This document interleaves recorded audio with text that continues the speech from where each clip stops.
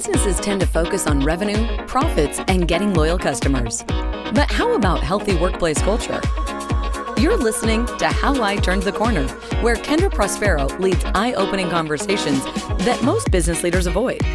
The right way to address employee challenges.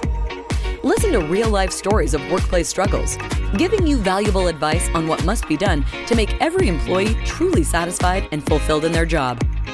This is for leaders who want to create great company cultures and for employees who want to do something to put an end to suffering at work in the most practical ways possible. Here's your host, KENDRA.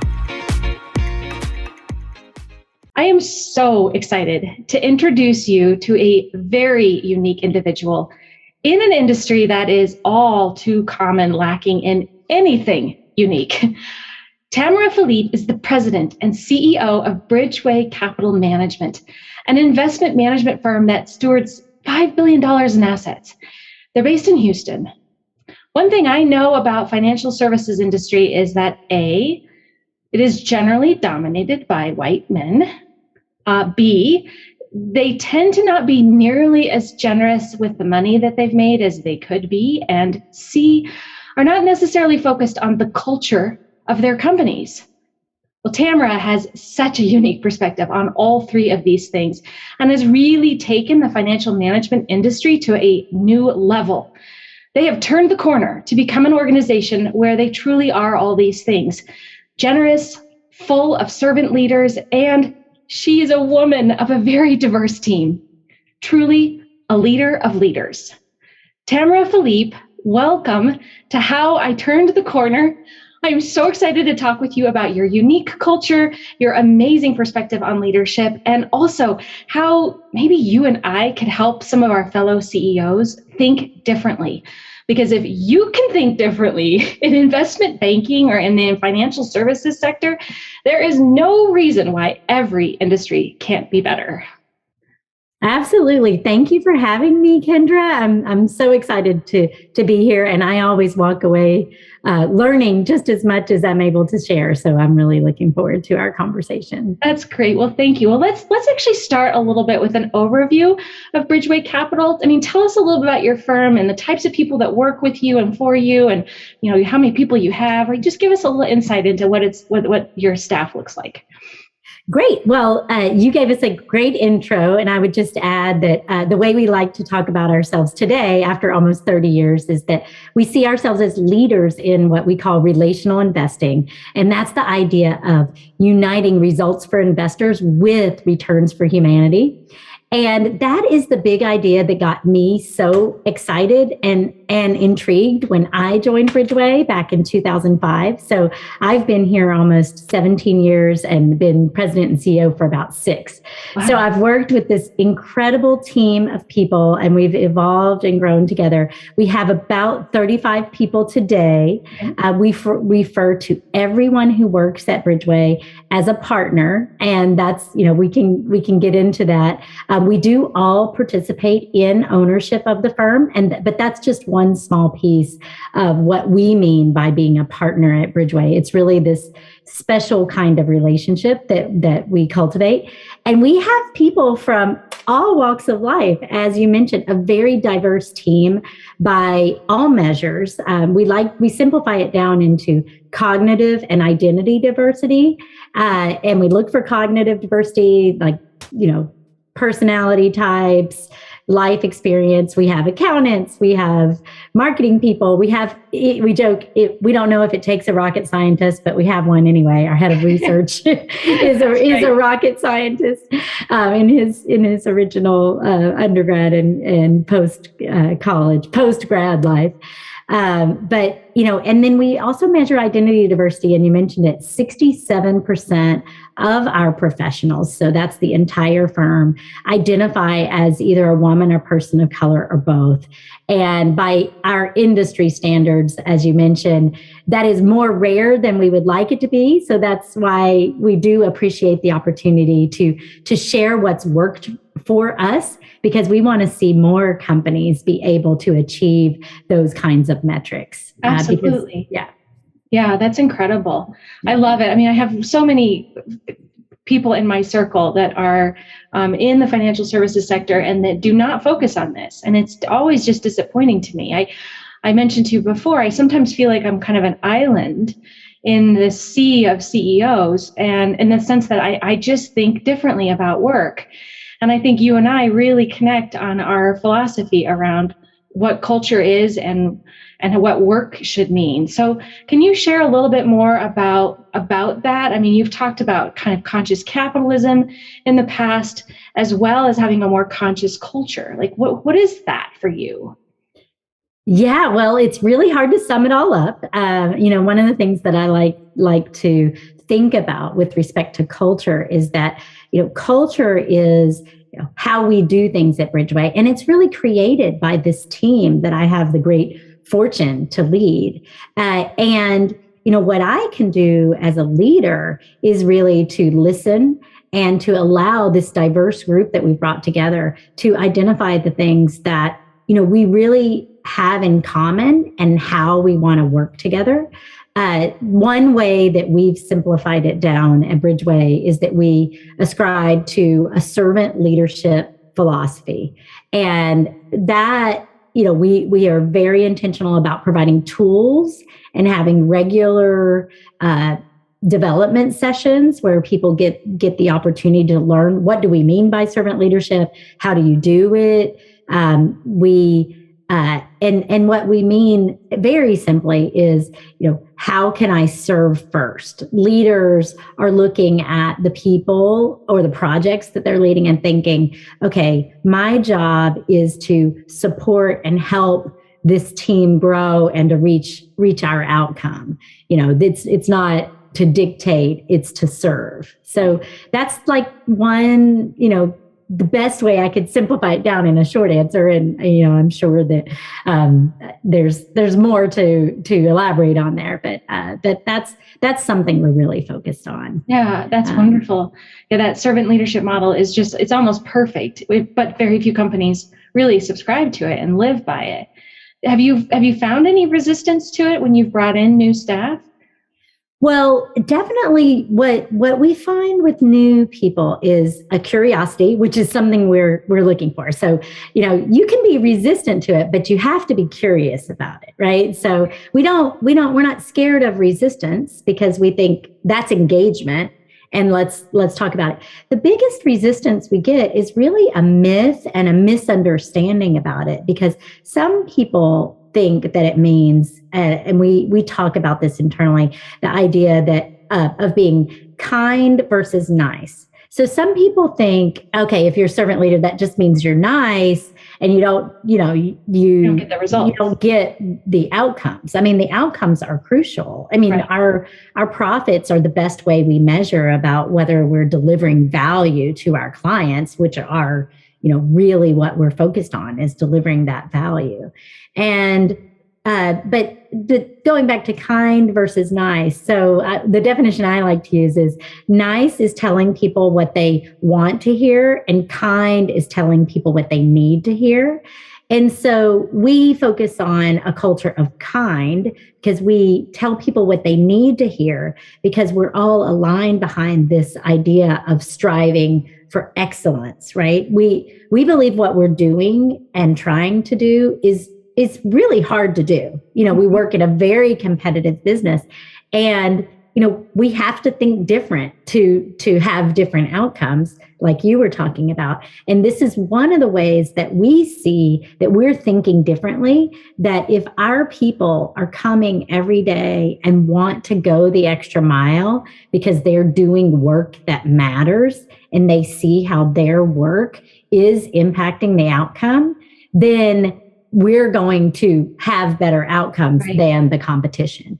And if a person is coming to work every day and they are able to bring their best every single day, then we think that results in better outcomes as well. Mm-hmm. Yeah, so, absolutely. Yeah. So do you feel unique in this industry with that? Well, we feel unique, but our goal is to not be so unique, for sure, right? So, every firm has, its own characteristics that set it apart. I think the investment we make in a collaborative approach is pretty distinctive. We do that in our portfolios. Everything we do is team managed. We even do it in the way that we lead the firm. I mean, I'm definitely a very collaborative leader, and I'm doing everything I can to listen more than I'm telling. Right. And the gift that I have is to be able to listen and hear those common themes. That's what I believe my role is to be able to listen to a bunch of diverse perspectives as a leader, and then to be able to elicit out what is that common theme that we're aligning around, and how can I repeat that back out to the team and then help everybody see that vision and stay aligned behind making it happen. So, yeah. So you have a really unique definition of leadership, in addition to being a servant leader. But you, let me pause for a second, actually, and let's talk, before I ask my question, let's actually talk about the generosity that you guys have as well. So it sounds like you're donating about 50% of your profits to organizations in need. Is that correct? That is correct. And that's been there. That's been there since the founding. And, I'll just elaborate on that a little bit. When I first heard about it, I said to myself, and this is before I joined Bridgeway, I was like, oh, wow, can a company do that? Yeah. And, I asked, lots of friends. I have an MBA. I asked peers, like, have you ever heard of a model like this? Can a company do that? And, what I ended up concluding is, look, no one's done it yet, but if we can be the first, and we can show and be just a case example of all the synergistic benefits of that, the kind of people that we attract, like everybody else is striving to deliver these great outcomes for clients. Like, it's super competitive. There's people can have choices on where they work, but if we can not only be focused on our clients the way that our competitors are, but then have this added benefit that what you do every single day is also making a big impact in the world, that would be very hard to replicate or compete with. So that's, the 50% idea was the idea of our founder. It's been there from the beginning. And we're very hopeful that, the idea 50% may not be the right number for every company, but the idea that you can attract a different kind of set of people who, want to align behind a common goal of delivering whatever your product or service is, and make a difference in the world at the same time. That team cohesiveness that comes from attracting people that are aligned behind that is something that we've seen really make a difference in our business. That's incredible. Yeah, I just love that. I mean, you've inspired me. I want to do that. I want to up our game on what we do now because of seeing what you guys are doing. Well, so I guess some of the places you're donating to, can you describe some of that, some of the organizations? Well, I'll summarize it, because I mentioned that we have a very diverse team, and one, we basically divide it into two major aspects of how we think about giving back. One of them is, we had this thought that, okay, we want to all unite around one thing. And we established a Bridgeway Foundation that is focused on one very tough problem on this planet, and that's around the idea of ending genocide and mass atrocities. So we are aligned and united around giving back with time and money and support to the Bridgeway Foundation, who has some of the world's experts and is also collaborating in a servant leader way with other organizations to really make a difference in that area. And even the CEO of Bridgeway Foundation has written a whole book called To Stop a Warlord about some of our efforts, to do some innovative things in that realm. The other big component of that we've learned about giving back that really fires up our team is that everybody has like a little personal passion. And some people start at Bridgeway and they're like, I don't know what mine is. And we help we really encourage each person to think, what do I really care about? And so the things we give, we also do matching and what we call designations, and we support people with time to get involved in things they really care about. And that's very personal, and we have a very diverse team, so the list is long.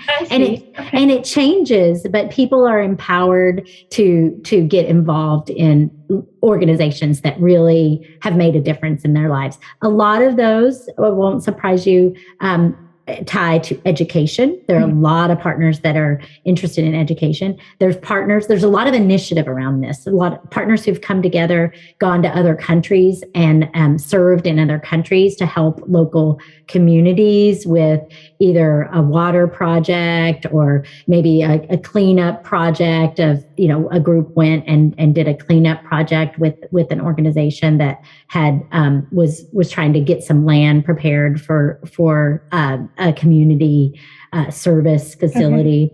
And there's just a lot of diverse interest among the partners. And so there's a lot of organizations that, we're giving back to in different ways. That's great. So what's your personal contribution? What do you like to provide?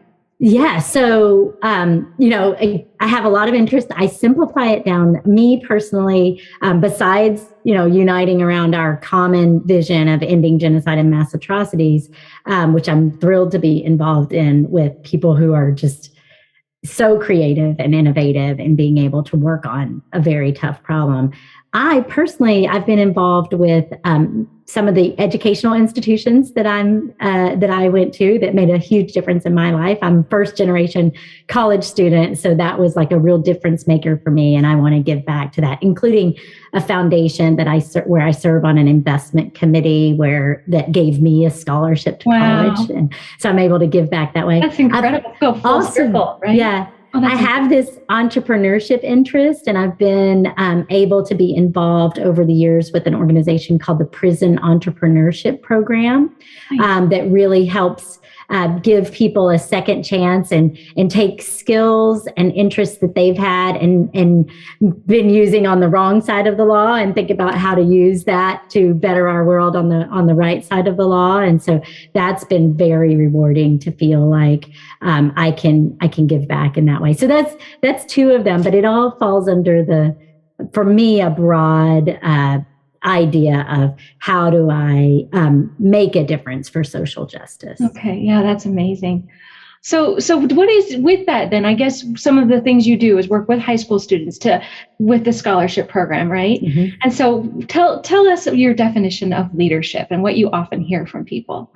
Oh, that is one of my favorite things. So as I mentioned, I got to be interviewed for this scholarship. And I've been doing it for, a few decades now. And so every year I still get to hear, or most years, what does a top high school student think about leadership? And, I love the answers I get. The most common answer that I hear is that we need to lead by example. And I absolutely agree with that. Like, I think that's so important. And that's a big part of my personal definition of leadership.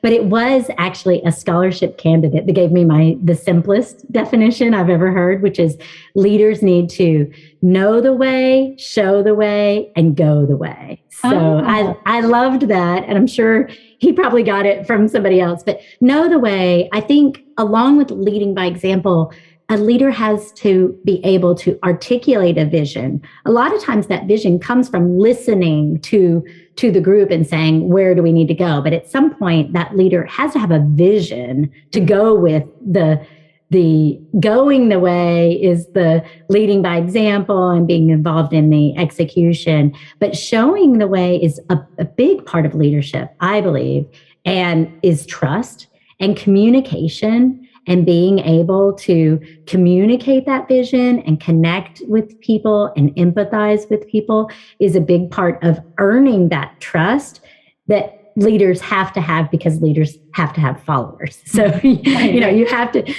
to show the way to the followers, in order to go the way, even if you know the way. Right, right. Yeah. Yeah. And I think also how you manage the setbacks too. And because there are always setbacks. So do you have an example of a setback you've experienced in the past as a leader, and how did you recover from it?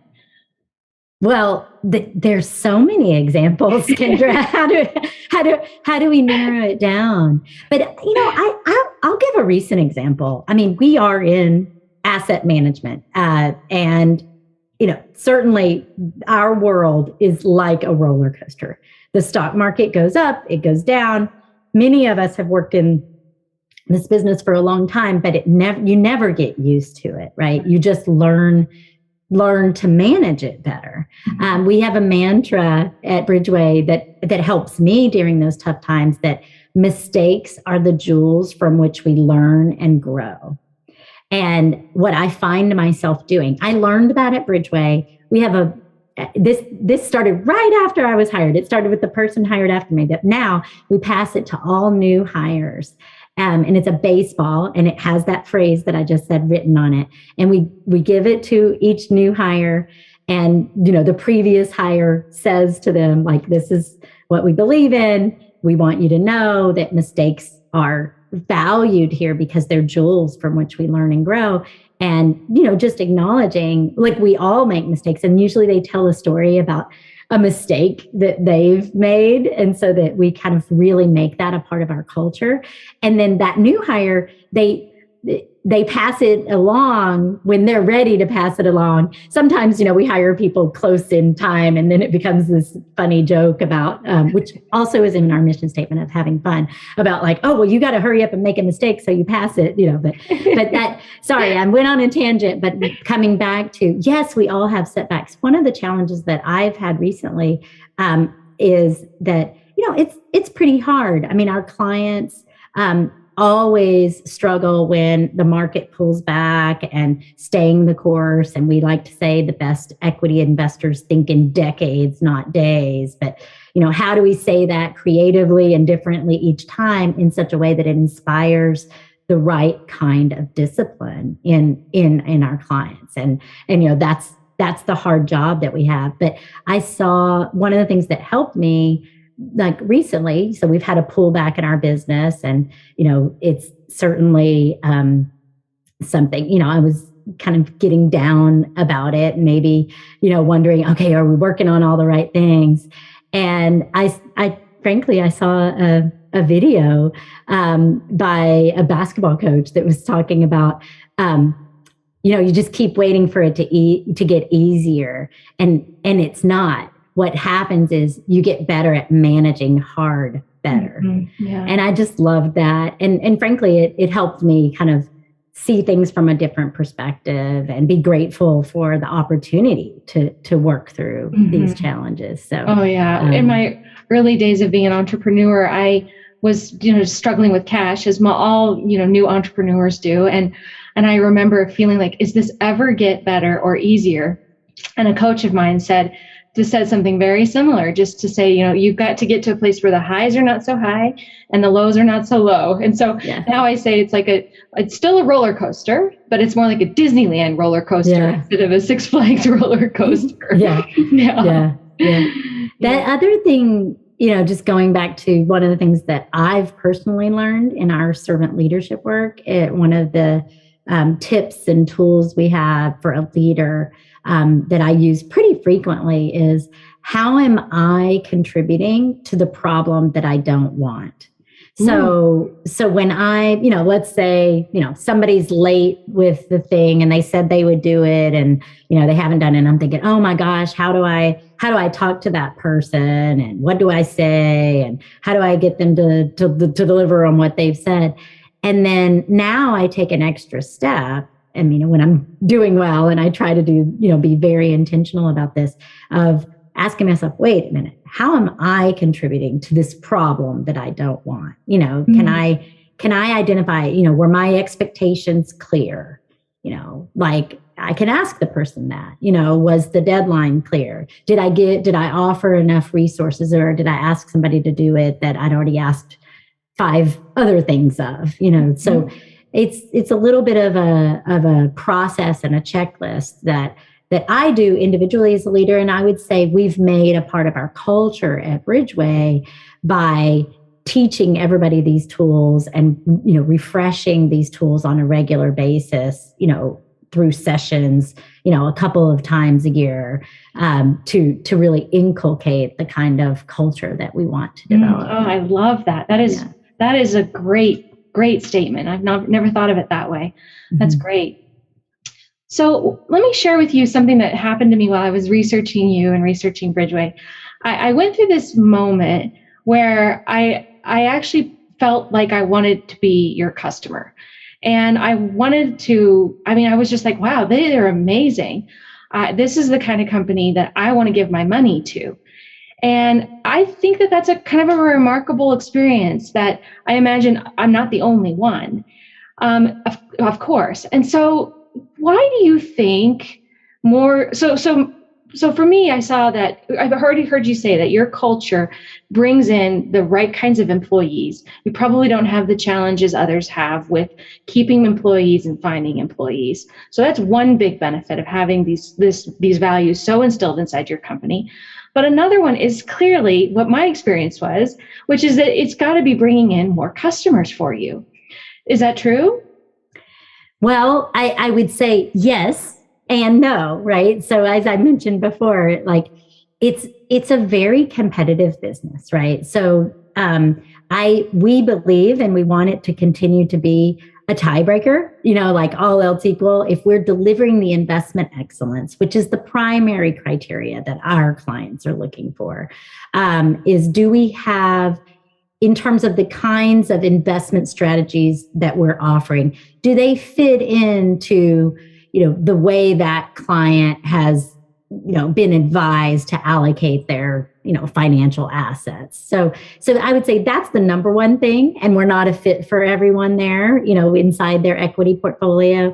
But when we are, so once we get that, when we do meet that criteria, among our competitors, all else equal, if you can get the investment outcomes and have these other outcomes, we definitely do get feedback that, that's a difference maker. And more, we are doing a better job of telling our story so that people do know that part of Bridgeway, right, and they can have the feeling that you had, where they are like, oh, okay, I get investment outcomes that are comparable to other options, and I get to work with the kind of people, and be served by the kind of people that are going to put my interests first and, care about something bigger than, all of us. And in a way, we're achieving those returns for humanity that I talked about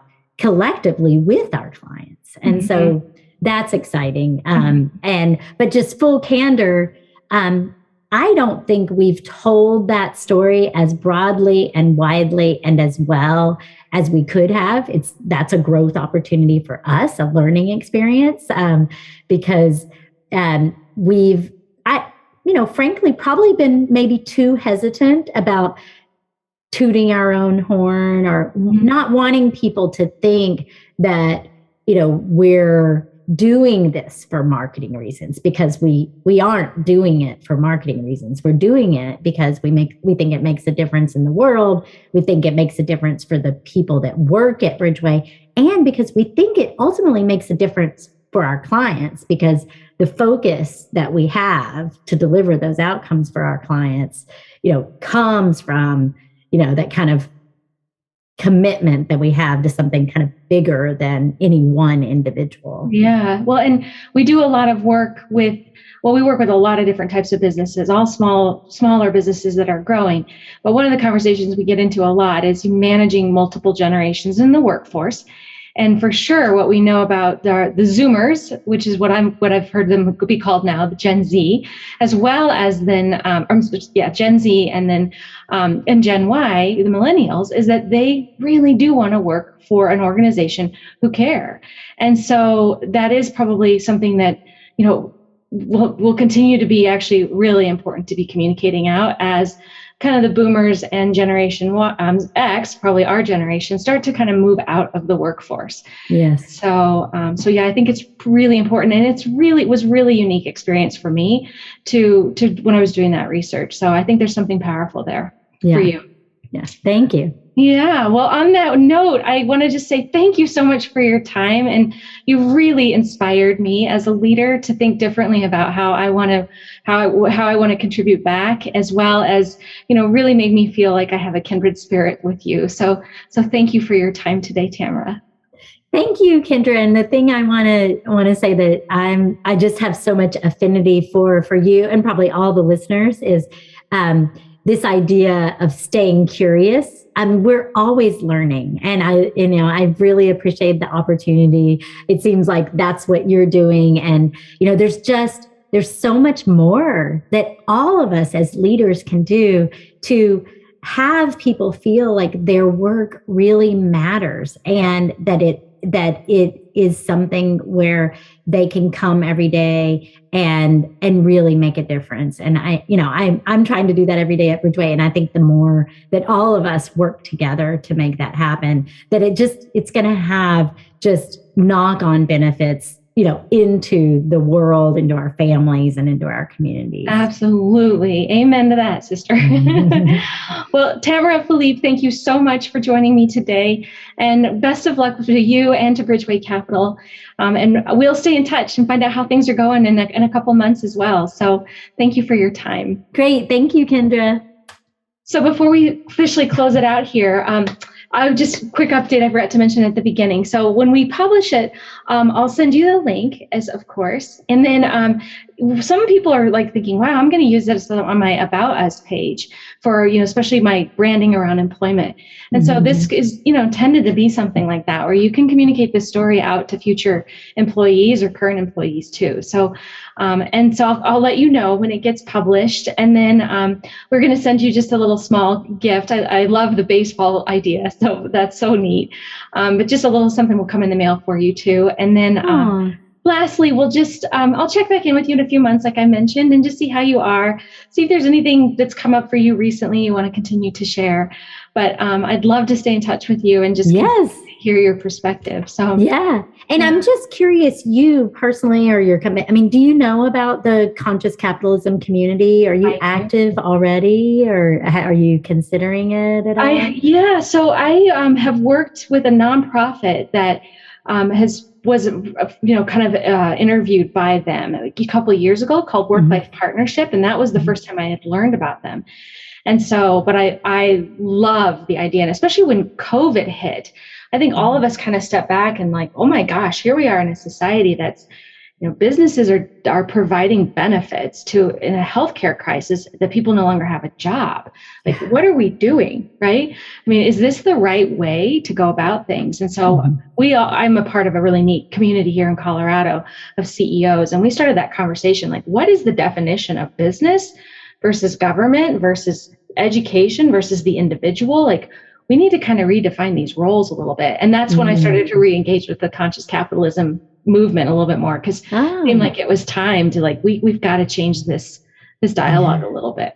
Yeah. You would just be a great addition to that community. Great. So I joined the Senior Leader Network in the fall of 21. So, it's just coming up on a year. And I had read the book, a decade ago, and it was like, oh yeah, this is what we do, but I never made the time nor kind of knew what all was going on. And they really tried to ramp up that Senior Leader Network. And I feel like I came on in the beginning of that, but it's just been a great community to be a part of, and a lot of elevate people's stories, and for me to hear other examples from other businesses.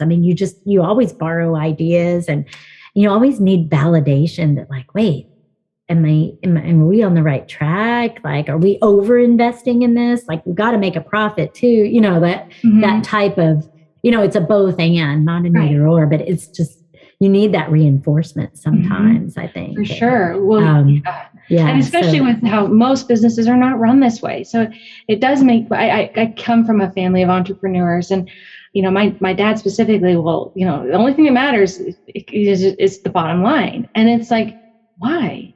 Mm-hmm. I mean, yes. And like you said, there are other things that matter a lot. Yeah. And we just have to change this dialogue. Mm-hmm. Yeah. Because too many people are suffering at work. And it's like that we have a lot of control over that. We don't have control over a lot, but we do have control over the people's experience at work. Right. Why does that have to be? I don't know why. I don't know why. I don't know why that has to be true. Like, why do people have to suffer?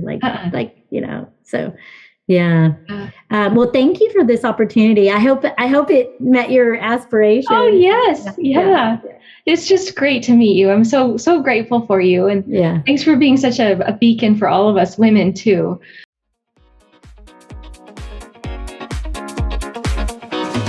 Thank you for joining this exciting episode. We hope this discussion brings you closer to a better, healthier, and more rewarding workplace everyone deserves to be a part of. If you want more content like this, be sure to subscribe to the podcast at turningthecornerllc.com/podcast. Don't forget to share this with your friends in the corporate world. And together, let's make this space a hub of growth and job satisfaction. If everyone loves where they are, they can always give their best without regrets. That's all for now. See you on the next one.